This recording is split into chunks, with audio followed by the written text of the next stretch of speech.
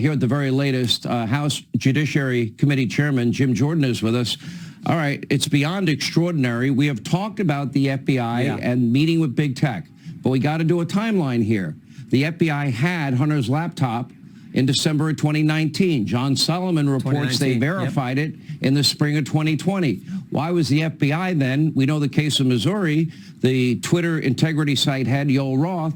Why was he saying and warning Twitter that the disinformation may be about Joe or Hunter Biden? That's the FBI side of it. Let's go to that first. Right.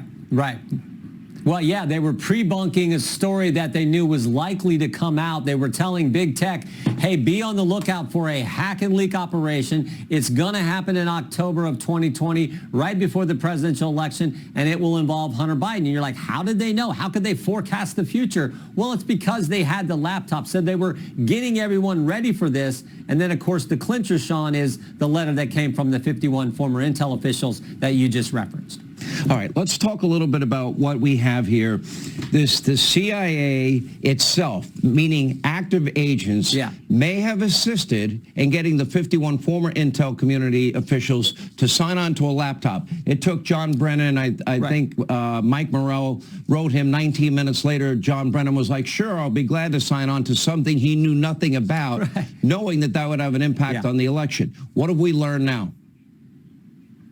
Well, we know the CIA reviewed and approved the letter when Mike Morrell sent it to him. We also know that there was a person on this review board who contacted one of the individuals who signed the letter. He had something else pending in front of this review board. He called him up and said, hey, would you be willing to sign this letter, and read it to this individual, David Carians, who winds up signing the letter. So not only did they review and approve the letter, they were actively soliciting, recruiting people to sign on. This is the CIA of President Trump, while President Trump is president, running for the highest office in the land, approving a letter, reviewing a letter, and then recruiting other people to sign on to the letter that was designed to help Joe Biden in the upcoming debate.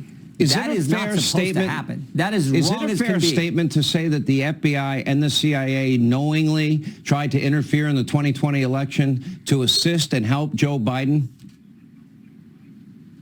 Well, I do know this. The FBI seems to get involved in every election. 2016, it was the dossier in the Russia. 2018, it was the Mueller investigation. 2020, it was this story. 2022, they raid President Trump's home 91 days before the election. Maybe it'd be nice if they just let we, the people, decide who we want to elect.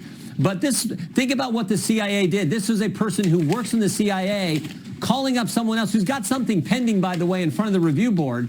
In some ways, you could even say, was this in any way a quid pro quo? Hey, we're calling you up to say your publication, a different book that you're doing, is approved. Would you be willing to sign on to this letter? That's frightening stuff. Now, maybe it's just some agent who got things wrong. I don't know. Who made a big mistake. I don't know. But it happened according to what this individual who signed the letter sent us in an email to the committee. And you couple that with everything else we know, that the Biden campaign, Tony Blinken, called up Mike Morrell and said, hey, look into this Russia situation, send him a story from USA Today. He starts running with it, puts together the letter. After the letter is used for what Mike Morrell told us was, I want to help Joe Biden in the debate. I want Joe Biden to be the next president. After that debate's over, Mike Morrell gets a call from the Biden campaign from Steve Ricchetti, and he says, thank you for doing that. The campaign chair, Steve Ricchetti, thanks Morrell. So that's all what we now have uncovered and put out in this report. Do you have any idea what James Comer is going to reveal to the country tomorrow? He has asked the AG, he has asked law enforcement not to indict Hunter Biden until information is released tomorrow. Are you aware what that information is? They're going to cite everything that the committee has looked at relative to bank records. And again, understand the basics here. 170 suspicious activity reports, thousands of pages of bank records, 20 LLCs that the Biden family formed that got all kinds of money, millions of dollars from foreign entities. That money was paid to multiple people in the Biden family. Joe's brother, his son, his sister-in-law, his daughter-in-law, paid to all kinds of people in the Biden family. And again, as we've talked about before, Sean, the fundamental question is, what did they do to warrant receipt of the money? What service did they provide? What value did they add? What business did they actually run? What were they doing? No one seems to be able to answer that question. And then we have on top of that this alleged whistleblower report, this 1023 form that we're hopefully going to get from the FBI that Mr. Comer has asked the FBI to give tomorrow. We'll see if they provide that report.